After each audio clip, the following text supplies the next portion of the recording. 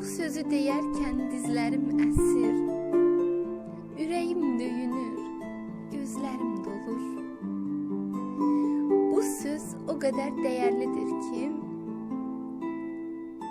anama bir şey olsa ölərəm desəm, deməli ölərəm, bunu bilirsən. Anasız övladlar yaşaya bilməz. Yaşayan övlad değildir.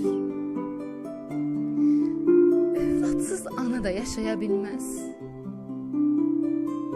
Yaşayan ana da